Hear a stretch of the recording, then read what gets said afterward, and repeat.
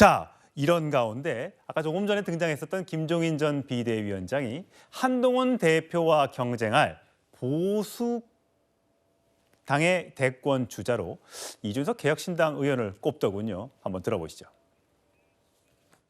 젊은 세대에서 이준석 같은 사람도 있고 그런 거 아니에요? 이준석도 제가 보수라고 그러니까 보수 속에서 나온다고 할 것 같으면은 그 두 사람이 지금은 가장 유망한 사람들 아니라고요. 내가 늘 얘기하지만 이준석이 앞으로의 처신에 달려 있어요. 본인이 어떻게 자기의 소위 말하면 미래를 위해서 스스로가 승화를 할 수 있느냐. 그걸 잘하면은 본인도 상당히 유리한 위치에 있을 수 있는 거죠. 예, 성치은 부의장. 지금 보면 사실 뭐 오세훈, 홍준표 이런 분들도 여권의 잠룡으로 불리는데 이런 사람들은 뭐 이제 흘러간 물이다라고 판단을 하는 것 같아요. 김종인 전 비대위원장은 대신에 젊고 나름 신선한 이 두 사람, 이준석 의원과 한동훈 당대표 이 두 사람이 보수의 아마 새 경쟁 잠룡이 될 것이다, 후보가 될 것이다 이렇게 얘기하고 있어요. 근데 이준석의 앞으로의 처신에 달려 있다. 이 처신은 어떤 처신을 얘기하는 거예요? 글쎄요, 일단 김종인 전 비대위원장이 이준석 의원을 좀 개인적으로 호감을 갖고 계신 게 항상 저 발언이나 인터뷰를 보면 그렇죠. 뭐 개혁신당에 고문을 했었으니까. 예, 드러나는데요. 그러니까 이준석 의원이 결국 남겨진 과제는 저는 다음 대선 때 이준석 의원이 나올 거라고 보는데 나왔을 때 결국 제3지대의 한계를 어떻게 극복할 것인가. 뭐 보수 쪽에서 이런 단일화를 이룰 것인가 아니면 제3지대로 계속 유지하면서 몸값을 키울 것인가. 본인이 그 결정을 해야 되는 것인데 지금 2012년 대선부터 우리나라가 진보 보수 이 대결이 양자 대결로 갔을 때는 아주 치열하게 아주 작은 차이로 승패가 갈리지 않았습니까? 예. 그렇기 때문에 이준석 의원이 지금 뭐 본인은 제3지대라고 하고 있지만 결국 보수 정당에서 나왔기 때문에 결국 이 지지층들은 젊은 층들도 있지만 보수 성향의 지지자들이 많습니다.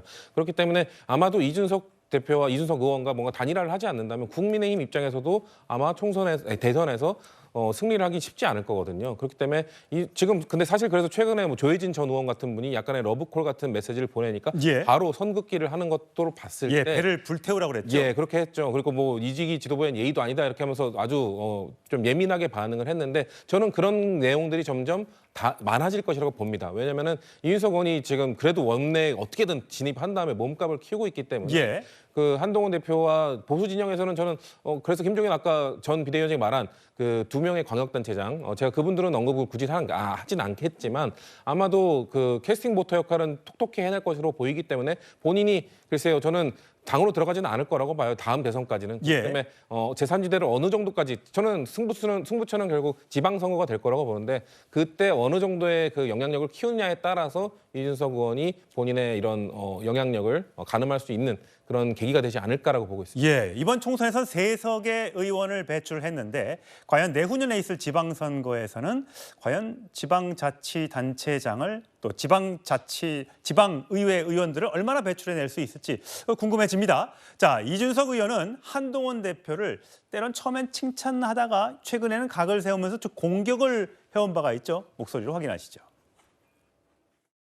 한동훈 위원장께서 윤석열 총과 김건희 여사에 대한 비호감도를 낮추기 위한 단순한 양두구육의 역할을 하고 있다고. 저한테 이렇게 어그로 끌어보려고 그러니까 제가 특별히 말씀드리지 않겠습니다.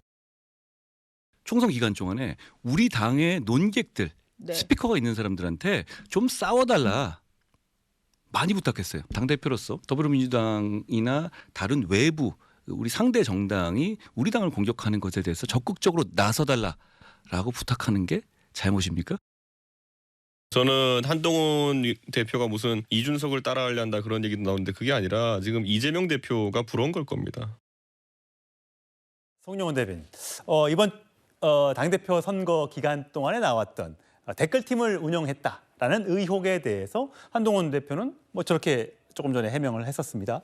어떠세요? 이 두 사람의 어떤 이런 경쟁 관계라고 해야 될까요? 앞으로 이 두 사람의 정치 행보는 어떨 걸로 보세요? 저는 경쟁 관계라고 생각하지 않습니다. 아, 그래요? 이준석 의원이 본인의 체급을 높이기 위해서 한동훈 대표와 경쟁 관계인 것처럼 보이게 하려고 애를 쓰고 있죠. 아하. 정치에서 그런 법칙이 있습니다. 본인보다 체급이 높은 사람을 공격하고 맞서 싸우는 것처럼 해야 언론에서 대등하게 보도를 해주기 때문에 일종의 본인의 체급 높이기 차원이라고 이해가 됩니다. 그런데 108석 집권 여당의 대표와 3석짜리 소수 정당의 국회의원이 동급에 있다고 보기는 어렵겠죠. 그리고 조금 전에 우리 성추현 부의장께서 그 이준석 의원에 대해서 제3지대의 한계를 넘어야 된다고 했는데 사실은 이준석 의원은 제3지대의 한계를 넘기 전에 본인의 한계부터 넘어야 됩니다. 조금 전에 또 봤습니다마는 그 한동훈 대표에 대해서 뭐 술 안 먹는 윤석열 대통령이냐 이런 식으로 비난을 했던데 자신의 한계를 뭘 넘어야 되냐면요. 우리 국민들이 기억하고 있는 3가지 장면이 있습니다. 과거 대선 경선 과정에서 원희룡 후보와 논란이 있으니까 통화 내용을 공개했던 적이 있죠. 녹음 파일을 공개했습니다. 본인의 감정을 못 이기는 거예요. 그다음에 대선 도중에 2번이나